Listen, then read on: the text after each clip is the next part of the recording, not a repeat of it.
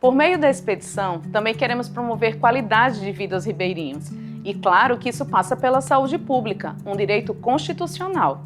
Sendo assim, nossa equipe multiprofissional de saúde atua no diagnóstico de doenças crônicas transmissíveis e não transmissíveis, com análises bioquímicas, moleculares, biologia parasitária, saúde da mulher, saúde bucal, medicina veterinária e muito mais. E tudo isso com um atendimento humanizado, resultados eficientes e encaminhamentos de complexidades. O esgoto é canalizado para o rio, a população usa o rio, usa o rio para o consumo humano, para as suas atividades diárias e automaticamente acaba sendo contaminados. A veiculação das parasitoses e das verminoses, que acometem em sua maioria os ribeirinhos de um modo geral. De Piranhas a Piaçabuçu, encontramos uma frequência extremamente alta. É uma felicidade enorme, porque a gente traz a saúde, mas a gente sai assim muito mais rico. A gente aprende muito com as pessoas. A gente consegue verificar em loco a necessidade das pessoas, o quanto as pessoas precisam de um atendimento desse tipo. E a gente precisa entender também, enquanto docente, que a faculdade ela tem que vir aonde o povo está. Não são as pessoas que têm que ir aonde a gente está. Então, nós, médicos, dentistas, nutricionistas, a gente tem que vir aonde o povo está, aonde a população necessitada precisa da nossa presença. É seguindo esse sentimento que também levamos e queremos desenvolver o esporte no Baixo São Francisco. Afinal, o esporte é saúde. E o futebol feminino, mais especificamente, oferece também empoderamento e inclusão social.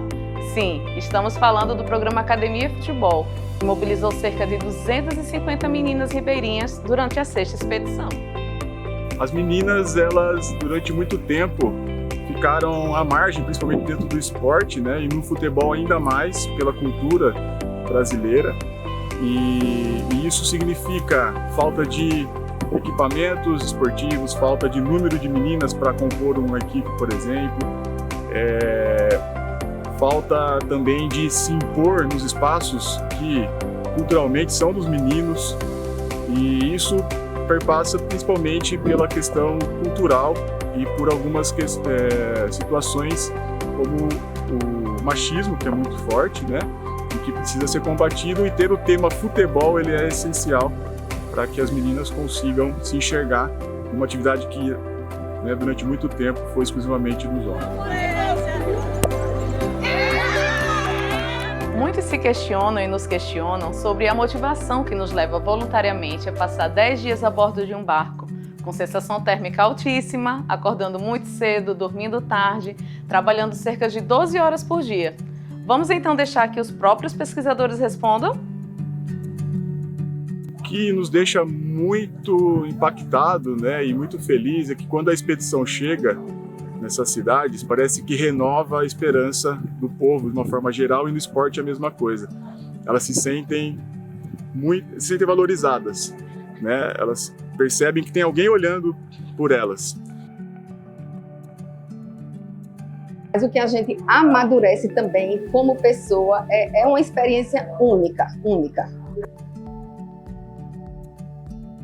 Tem 3 coisas que a gente tem que deixar registrado, A primeira é que as universidades públicas, ela é mantida pelo poder público e pelo recurso público. Então, é a população que financia a nossa formação, é a população que paga os nossos salários, é a população que mantém as nossas universidades em pleno funcionamento. Segundo, nós somos servidores públicos. Então, estamos aqui para servir, Nós estamos para servir a população, não importa onde ela esteja, A gente sai dos nossos laboratórios, da nossa zona do conforto e conhece a realidade do povo ribeirinho. E terceiro, a gente vivencia a cultura local, toda a territorialidade desse povo. Então a expedição ela une essas 3 características e ela devolve um pouco para a população o que a população investe na gente. A minha formação, por exemplo, ela foi financiada pelo povo. Então é para esse povo que eu estou aqui hoje.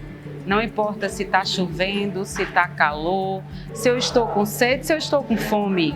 O que importa é que eu estou devolvendo um pouco para eles, do tanto que eles já investiram em mim.